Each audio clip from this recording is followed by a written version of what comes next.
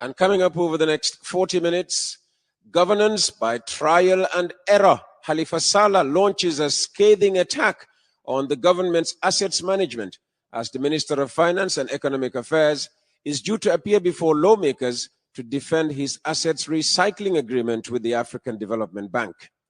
The Gambia backs the use of force by ECOWAS to flush out the coup leaders in Niger and reinstate the ousted president. More than 100 stranded backway migrants are voluntarily repatriated to the Gambia from Tunisia and Libya amid growing calls for a stop to the ongoing deportation of those who have already made it to Europe. And despite the many millions spent on its renovation, the Independence Stadium has still not met the standards set for top matches organized by CAF and FIFA, and therefore the Scorpions will have to play their decisive final Afcon qualifying match against Congo in Morocco. Also on the program, we'll examine how the coup in Niger could expand extremism in the Sahel and the influence of Russia's Wagner group. We also have all of Monday's front page news from the domestic newspapers. Thanks for joining us. Coffee Time with Peter Gomez, live on West Coast Radio. As prescribed under Section 89 of the IVAT Act 2012, an employer shall withhold tax from the payment of employment income to an employee. Employment income tax is charged through the pay-as-you-earn PAYE system and payable on a monthly basis. Such income refers to any profit or gain arising from employment, including wages, salaries, bonuses, leave pay, overtime payments, fees and allowances, commissions, termination, and any other form of supplement payment, etc. Any employee who earns income above $2,000 per month or above $24,000 annually arising from employment in the Gambia is subjected to PAYE deduction. Also, all residents in the Gambia who earn employment income outside the country are subjected to PAYE deduction.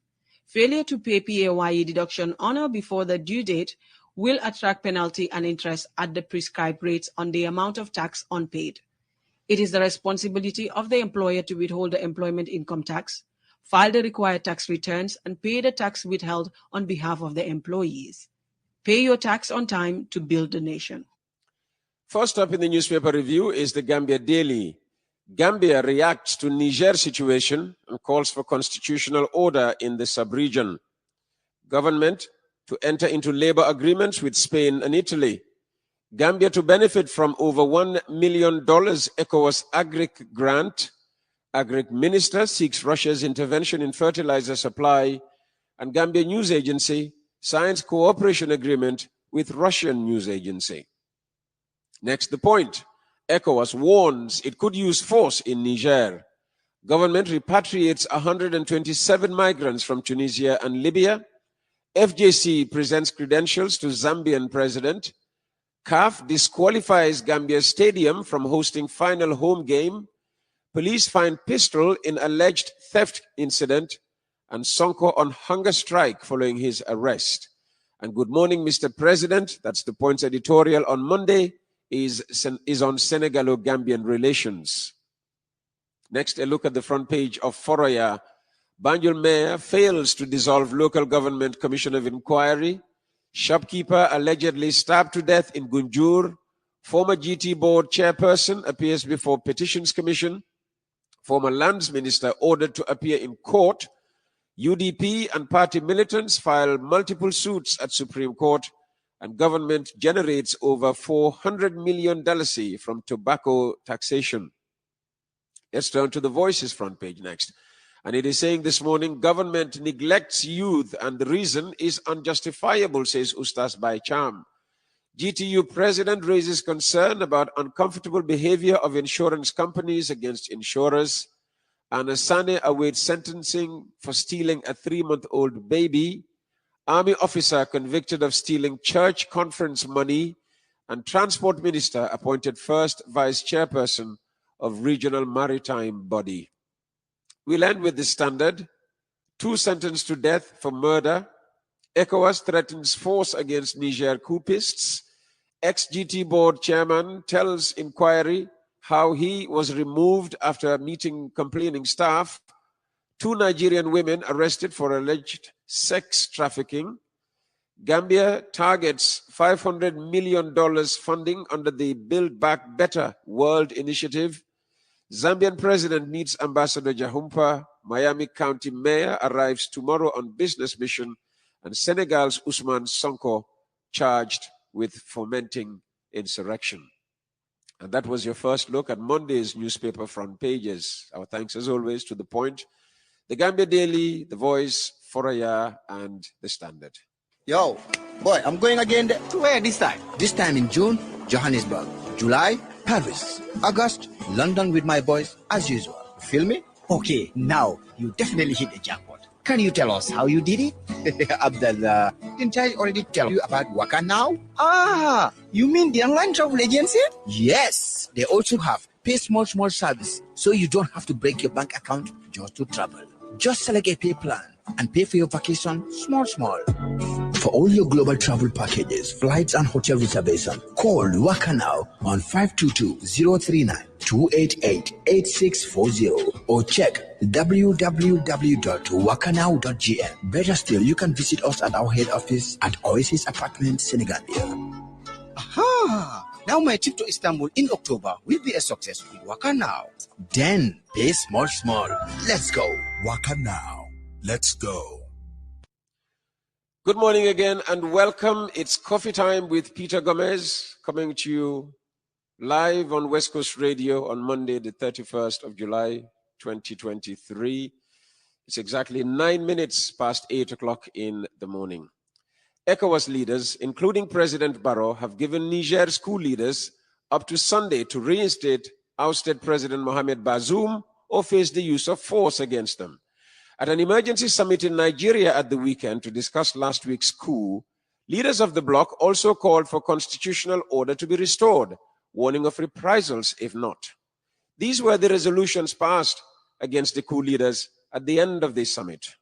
A. Affirm that His Excellency President Mohamed Bazoum remains the legitimate elected President and Head of State of the Republic of Niger, recognized by ECOWAS, the African Union, and the international community. In this regard, only official acts of President Bazoum or his duly mandated officials will be recognized by ECOWAS. B. Condemn in the strongest terms the attempted overthrow of constitutional order in Niger and the illegal detention of His Excellency President Mohamed Bazoum, President and Head of State of Niger, as well as members of his family and government.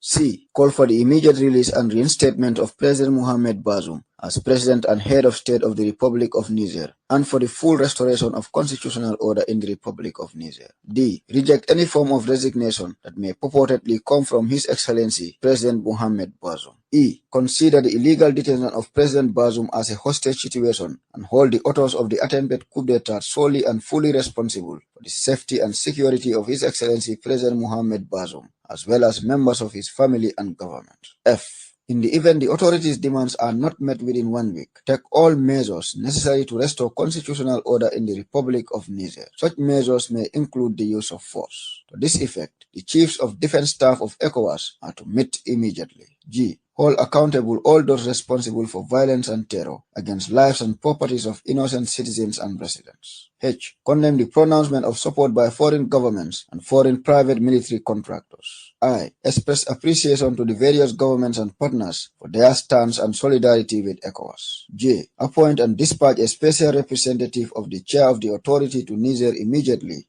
to deliver the demands of the authority. In the meantime, the following measures are to be applied with immediate effect.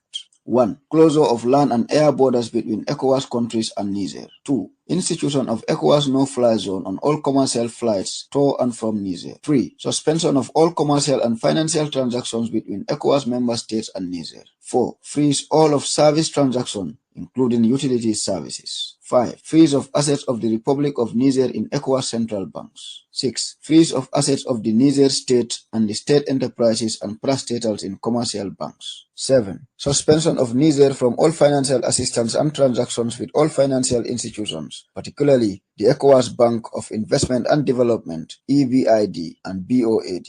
8. Travel ban and asset freeze for the military officials involved in the coup attempt. The same applies to their family members and the civilians who accept to participate in any institutions of government established by these military officials. 9. Calls on West African Economic and Monetary Union and all other regional bodies to implement this decision. I express appreciation to His Excellency Bola Ahmed Tinubu, President and Head of State of the Federal Republic of Nigeria, for the manner in which he has been conducting the affairs of the community since his election as chair of the ECOWAS Authority. And that was Yaya Jawo with part of the communique issued at the end of the ECOWAS crisis meeting in Abuja at the weekend. Well, Chadian President Mahamat Idris Deby has volunteered to speak to the military leaders in Niger and report back to Nigerian President Bola Tinubu, the chairman of ECOWAS. Deby reportedly met Tinubu on the sidelines of the emergency summit in the Nigerian capital. Well, France condemned violence against its diplomatic mission in Niger and pledged to react strongly to any attack on its nationals or interests as anti-French protests took place outside the French embassy in Niamey on Sunday following last week's coup. France, the former colonial power in Niger, announced on Saturday it was cutting all development aid to the country and called for Bazoum to be returned to office. Niger has been a security partner of France and the United States, which have used it as a base to fight an Islamist insurgency in the Sahel region. Senegal's opposition leader Ousmane Sonko was charged on Saturday with plotting an insurrection, criminal conspiracy, and of other offenses, 2 months after his trial for a separate rape charge sparked deadly riots across the country. Playing videos from a laptop of Sonko making allegedly insightful speeches, Senegal's state prosecutor Abdou Karim Diop told a crowded press conference that Sonko would be freshly charged with calling for insurrection, plotting against the state, and criminal conspiracy, among other charges. Sonko was handed a 2-year prison sentence in June for immoral behavior, leading to protests in which at least 16 people were killed. He was detained on Friday following a scuffle with security forces stationed outside his home. Neither his Friday arrest nor the new charges are linked to his June conviction, and he has not been asked to plead in the new case. We will have more news after the commercial break. Gambia, were you concerned about a place to keep your money? Yeah. A place where you would have to pay fees upon withdrawal. Sending money wherever you want without moving. Yes. Buying cash power without paying a single fee. Of course. Making transactions anywhere in the Gambia with ease. Oh, yeah. Wave has come to you. So, Basal Mufai? Wave has come to Gambia. Send and receive money wherever you are with Wave for just 1% transfer fee. Buy cash power with airtime without paying a single thing. Isn't Wave the best? With Wave, Basal Mufai. Wave, your money is yours.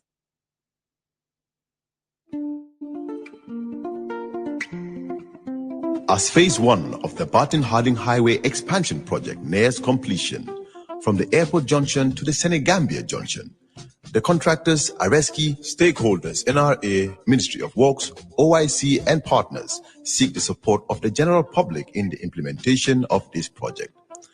Drivers are strongly advised to exercise caution, responsibility, and respect traffic diversions. Pedestrians are strongly advised to be aware of their surroundings, exercise caution, especially when crossing the road, and maintain a safe distance from the road. The understanding and cooperation of the public are highly solicited.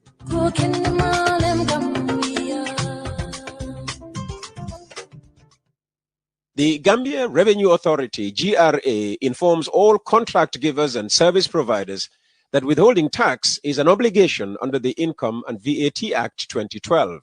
Withholding tax is a deduction made by the employer or contract giver from the total amount due to the service provider. Payment, which is to be made at a domestic tax office or GRA partner bank, must be accompanied by a duly completed form and be made by the 15th of the month subsequent to the deduction. The withholding rate is 10% for resident contractors or service providers and 15% for non-resident contractors. No service provider is exempted from withholding tax except where provided for by the Act. For further clarification on withholding tax, contact the Domestic Tax Office 3658692 or 9911355. GRA, collecting revenue for national development. Yo, Boy, I'm going again. To where this time? This time in June, Johannesburg. July, Paris. August, London with my boys, as usual. Feel me? Okay, now you definitely hit the jackpot. Can you tell us how you did it? Abdullah, didn't I already tell you about Waka Now? Ah, you mean the online travel agency? Yes, they also have pay small service, so you don't have to break your bank account just to travel. Just select a pay plan and pay for your vacation small. For all your global travel packages, flights and hotel reservation, call Waka Now on 522-039-288-8640 or check www.wakanow.gm. Better still, you can visit us at our head office at Oasis Apartment, Senegal. Aha! Now my trip to Istanbul in October will be a success with Waka Now. Then pay small. Let's go. Waka Now. Let's go. Do you get nervous when asked to speak in public? Do you get butterflies in your stomach? Do you avoid eye contact with people when giving a speech? Do you want to develop the art of thinking on your feet and thought processes that make you bring passion to every talk, presentation, and speech that you give? What does it take to become an effective public speaker? You can be trained, you can be coached, and you can be mentored. Join us at the Forbes Academy. We are here for all aspiring public speakers to help you transform your desire into skill. I am Pastor Forbes, CEO and lead trainer. For full details, send us an email on contact@forbesacademy.net or send us a WhatsApp message on +220 346 2155. Come, join the wonderful world of public speaking and become a good, a great, and a global public speaker. Are you a business owner? Are you having issue of monitoring multiple branches of your business? Are you worried about your inventory management? Are you getting difficulty to monitor your business growth? Are you able to keep your business transaction up to date? Are you looking for deliverable and effective website for your business? Worry no more. Baytech has a solution for you. Yes, we do. Baytech is a software company. We have an effective business-oriented solution for your business. Baytech have POS, point of sale system, accounting system, inventory management system, ERP system, HR system, schools management system, hospital management system, pharmacy management system, supermarket systems, real estate management systems, restaurants management systems, and hotels management systems, and many more. All Baytech software solutions are iOS approved and authorized. Baytech goal is to help your business to generate revenue, increase efficiency, and reduce redundancy. For more information, call 299-4361, 299-4361 to be part of the Baytech and organize your business to the next level. Baytech, we create, build, and deliver IT solutions. The government of the Gambia, with support from the World Bank, is developing a social registry as part of its move towards an integrated social protection system in the country. The Gambia Social Registry will serve as a single entry point for the various social protection programs and will be hosted by the National Social Protection Secretariat at the Office of the Vice President. The GAMSR database shall comprise households' demographic and socio-economic data. This information will guide future social program interventions and facilitate rapid identification of beneficiaries for the programs. It will have the capability to be linked to other databases when these databases become automated. For example, the National ID database. This will make accessibility of personal information in one place even easier if registered persons should need them. The enumeration teams from Gambia Bureau of Statistics, GBOS, will visit, interview, and register every household in your community. So don't be left out. However, inclusion in the registry does not automatically qualify one for a particular social program. Social Registry has taken consideration of the key principles for personal data protection. Therefore, your data shall be confidential and protected. We call on all and sundry to register their households with enumerators from GBOS. This message is brought to you by the Department of Information Services. Welcome back, and if you'd like to advertise on the program, contact Mr. Jibril Jassi on 699-0107 or 999-0107 or 787-0107. It's 22 minutes past 8 o'clock in the morning.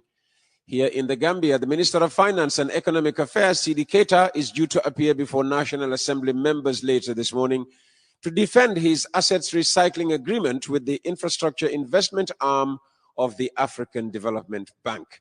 Meanwhile, the decision to opt for asset recycling has drawn more criticism from the opposition, with Halifa Sallah concluding that government is merely throwing out proposals, hoping that some would work without thinking them through, which could only be described as government by trial and error.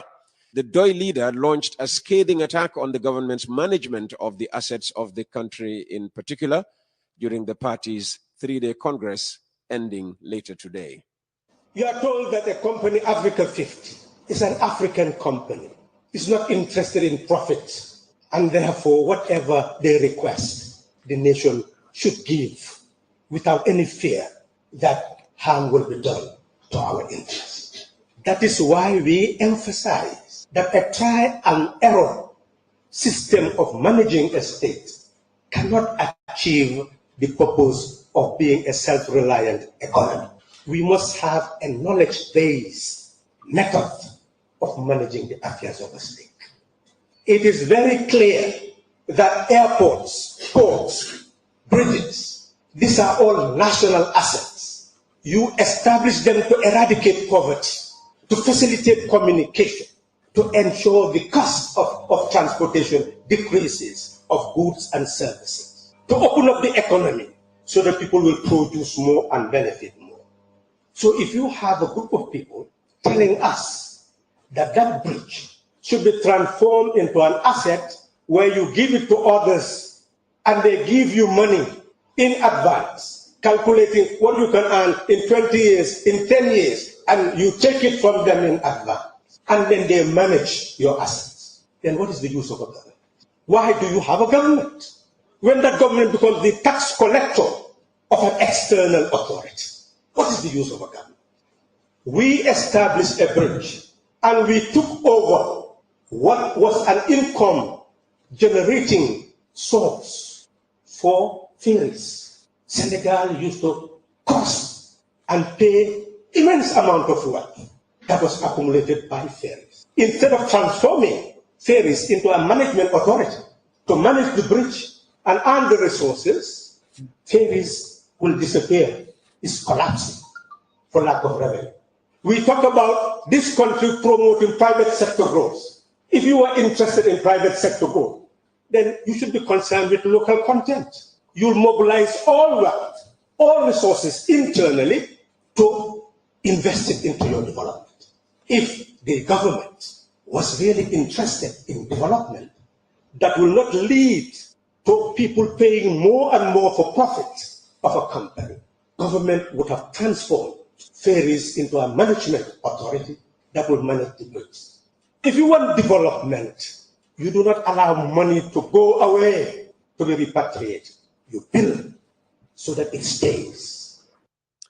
Halifa Sallah of PDOIS. At least 127 Gambian migrants have been successfully evacuated from North Africa in the past few days, with 87 arriving from Libya last Wednesday and 40 from Tunisia on Thursday. They are part of more than 200 stranded migrants registered for repatriation in the two countries, but 79 chose to remain in Libya and 12 in Tunisia in the hope of one day making a breakthrough to Europe, which is their final destination. Meanwhile, campaigners in Europe have given a lukewarm response to the foreign minister's explanation that the Gambia cannot stop the resumed deportation of its nationals who have already made it to Europe. This is Hassan Sallah of the European branch of the Gambia Refugee Agency. It's good for them to come out and talk to the Gambian people to tell us exactly what is going on and why is there, why do they really accept Gambians to be deported back home. You know, we understand there are a lot of reasons that they are advancing, but again, for us as activists, you know, and the Gambia Refugees Association especially, you know, on our part, we just don't want government to stop at that. We want them to push forward to make sure that there is a stop to this deportation. He has said a lot. I've listened to his statement. He said a lot. And one thing that we will appreciate, that is that they're planning to have a dialogue with the EU and even, of course, like countries in the EU member states, including Germany, and again, he talked about planning to have another negotiation kind of in the area of cooperation between the Gambia and countries like Spain and Italy, to ensure that skilled Gambians can travel to those countries to be able to get jobs in those countries. I think that would be encouraging. And also, if they can still negotiate with the EU to facilitate, let's say, visa processing for Gambians who want to travel through the legal way. At least let some of these embassies open up, let them give out visas so that people will not use the back way, because a lot of people are coming abroad, not only to work and live here, but they're coming to learn or to acquire some skills. And at the end of the day, they will go back home and serve their countries. If they do that, it'll be fine. But if they don't, well, deportation is not the solution. And they know that the Gambia is not prepared to receive its citizens like that because they have nothing in place to offer them at the end of the day. We are listening, we are watching, and we are waiting until such a time that they take certain steps like this, then we will come back again. But if not, we still stand, to say no to deportation. That was Sallah, a member of the European branch of the Gambia Refugee Association. It's coffee time with Peter Gomez. When we come back from the commercial break, we hope to be talking about the Independence Stadium. If not, we will continue to look at the situation in Niger. Gambia, were you concerned about a place to keep your money? Yeah. A place where you would have to pay fees upon withdrawal. Sending money wherever you want without moving. Yes. Buying cash power without paying a single fee. Of course. Making transactions anywhere in the Gambia with ease. Oh, yeah. Wave has come to you. So, Basal Mufai? Wave has come to Gambia. Send and receive money wherever you are with Wave for just 1% a transfer fee. Buy cash power with airtime without paying a single thing. Isn't Wave the best? With Wave, Basal Mufai. Wave, your money is yours. As phase 1 of the Barton-Harding Highway expansion project nears completion, from the airport junction to the Senegambia junction, the contractors, Areski, stakeholders, NRA, Ministry of Works, OIC, and partners seek the support of the general public in the implementation of this project. Drivers are strongly advised to exercise caution, responsibility, and respect traffic diversions. Pedestrians are strongly advised to be aware of their surroundings, exercise caution, especially when crossing the road, and maintain a safe distance from the road. The understanding and cooperation of the public are highly solicited.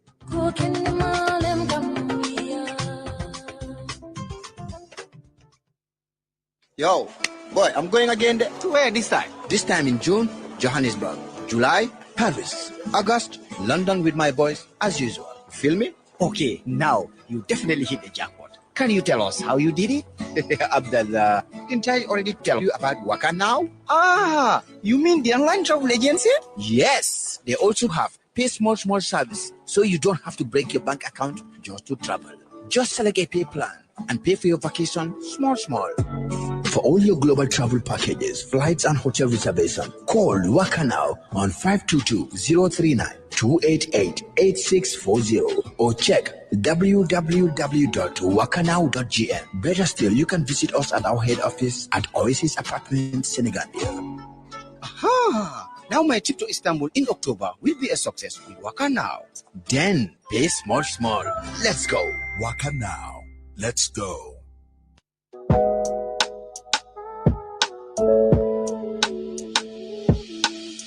Are you overwhelmed by the challenge of writing project proposals, essays, thesis papers, speeches, language translation, or seeking answers to complex questions in science, maths, ICT, sports, music, health, philosophy, or local content such as contact or location of a business or organization in the Gambia. Look no further. Our chatbot, powered by AI technology, is here to transform your learning experience and brings your idea to life. Get started now by adding our WhatsApp number 730-3924 to your phone and start asking any question via WhatsApp. Our remarkable AI abilities allow it to grasp any question and provide you with top-notch answers tailored to your specific need. You want to experience the power of AI? Add our WhatsApp number 730-3924 to your phone and start asking any question via WhatsApp.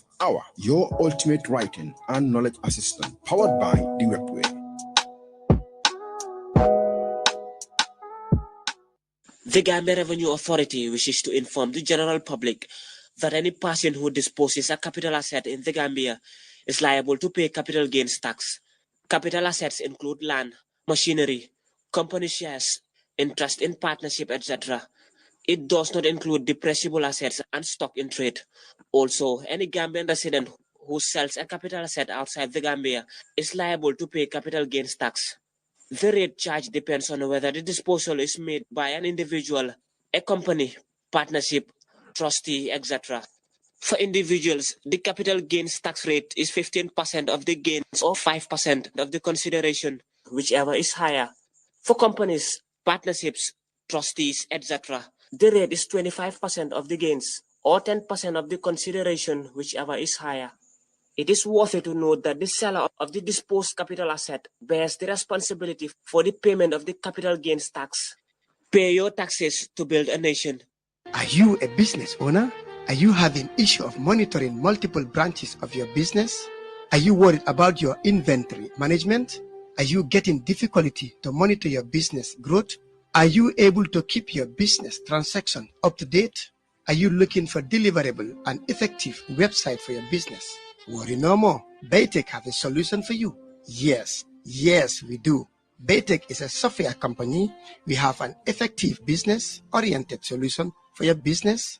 Baytech have POS, point of sale system, accounting system, inventory management system, ERP system, HR system, schools management system, hospital management system, pharmacy management system, supermarket systems, real estate management systems, restaurants management systems, and hotels management systems, and many more. All Baytech software solutions are iOS approved and authorized. Baytech goal is to help your business to generate revenue, increase efficiency, and reduce redundancy. For more information, call 299-4361, 299-4361 to be part of the Baytech and organize your business to the next level. Baytech, we create, build, and deliver IT solutions. Welcome back to Coffee Time with Peter Gomez, coming to you live on West Coast Radio. At the weekend, the Ministry of Youth and Sports issued this press release. Following the Confederation of African Football, CAF's declaration that the Gambia's Independent Stadium, along with several other African stadia, are unqualified to host CAF and FIFA football matches, the Gambia government, through the Ministry of Youth and Sports, engaged the Ministry of Works, Transport and Infrastructure as consultants for the stadium's modernization. Subsequently, 2 contractors were hired for the renovation and remodeling works from January 2023 to July 2023. To ensure compliance with the CAF requirements, the Ministry of Youth and Sports engaged the Continental Football Body, which delegated one Mr. Mohammed F. Sidat, head of professional football, to conduct its preliminary inspection on the 15th of July 2023. The CAF delegate met the respective stakeholders and discussed additional works necessary before final inspection by the first week of August 2023. Other major areas of improvement are to be implemented in the long term. Mr. Sidat reaffirmed that a CAF inspector will come to Banjul during the first week of August for the final inspection, after which a decision on the Independent Stadium's eligibility for CAF and FIFA matches would be taken. To our utmost surprise, in CAF's preliminary inspection report dated 21st July 2023, it declared the Independent Stadium unqualified to host our match. Sequel to the receipt of the report, The Ministry of Youth and Sports sent a letter to CAF through the GFF, reminding them that Mr. Sidat's visit was purposely a preliminary inspection at our request, and therefore a prelude to a proper, decisive inspection. Notwithstanding our letter, CAF maintained its decision, leaving us with the only option of playing our match against Congo-Brazzaville outside the Gambia. In light of this unfortunate decision of CAF, the ministry, after a meeting with GFF, explored the opportunity of playing in neighboring Senegal. However, the GFF had expressed preference and made arrangements for the match to be played in Morocco, citing technical and logistical reasons as recommended by the head coach and his technical team. While we regret having to play outside the Gambia, we want to once more express our strong commitment to ensuring the identified additional works are carried out to conform to international standards for hosting future matches. The government of the Gambia, through the Ministry of Youth and Sports, calls on all sport enthusiasts to exercise further patience as we work on the new areas of modernization highlighted by CAF. Well, we try to get someone to speak to us about this, but our calls to all our contacts in the ministry and the GFF have gone unanswered. So let's go back to Niger. And as reported at the top of the program, West African leaders are threatening military intervention against the junta that has deposed the country's elected president, Mohamed Bazoum. ECOWAS has imposed a no-fly zone over Niger and frozen commercial banks and businesses operating in member states. But one man and his mercenary army appear keen to capitalize on the turmoil. Here's the ABC's Hamish MacDonald. A key Western ally, Niger was one of the few democracies left in the Sahel region, but now joins what's being described as a coup belt of countries run by juntas and riven with conflict, spanning the centre of the African continent, from Mali in the west to Sudan in the east. Add to that heady mix the Russian-backed Wagner mercenary group led by Yevgeny Prigozhin. Dr. Sean McFate is a former mercenary himself and a professor of strategy at Georgetown and the National Defence University. Welcome to Breakfast. Well, thank you, Hamish. How seriously should we take these threats of military intervention from neighbouring West African states? It's hard to say because ECOWAS and the African Union in general, their military capacity is quite low. And so this sounds a lot like a diplomatic threat that would be actually quite difficult to do in practice. So how dangerous is the mix of different actors in Niger right now, given that there has been this coup, but also the involvement of the Wagner Group? Well, I think the Wagner Group and Prigozhin's involvement is very alarming. This is part of Prigozhin's business model and has been since 2016. So Prigozhin actually owns this umbrella corporation called Concord. And under Concord, he has the Wagner Group mercenaries.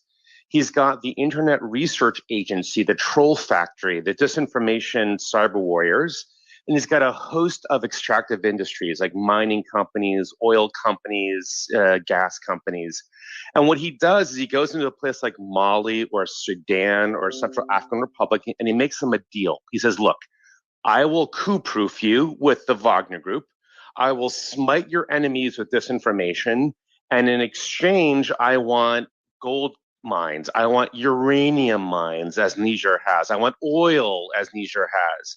And, this comfortable, exchange is what's kept him rather rich. And he sends a lot of it to Moscow and breaks these sanctions there. But we don't know what Moscow and Prigozhin's relationship are today, which adds another X factor into this volatile mix. And who is it that's led the coup, and what do they represent? What are their motivations? Well, it's a military coup, and it looks very similar to the coups in Mali and Sudan. And this is, again, part of a pattern that Prigozhin seems to have been a part of, either directly or indirectly. And what they want as a military junta is they're promising stability. They're also dealing with Al-Qaeda-like forces, all sorts of instability in the Sahel. They have these borders that are porous. But we don't, once the democratic leader falls, we've seen in places like Mali and Sudan, they disappear, even if they were tyrannical. there's also an element of anti-French flavor to this. France has had a heavy hand in its former colonies in Africa, and it has led to sort of widespread repudiation of all things Western, which opens up an opportunity for Russian influence through the hand of Prigozhin.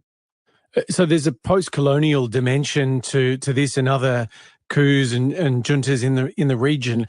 What does this belt of juntas mean across the center of the continent? How likely is that to create further instability? Well, it's a great question, because we are seeing that there is, as you say, a belt of military coups that have been propped up and supported through the Wagner group emerging in Africa.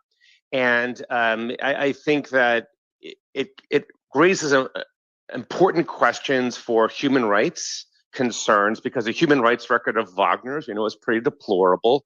It raises questions of Western influence and democratic influence in Africa vis-a-vis Russian inroads there, Chinese inroads there.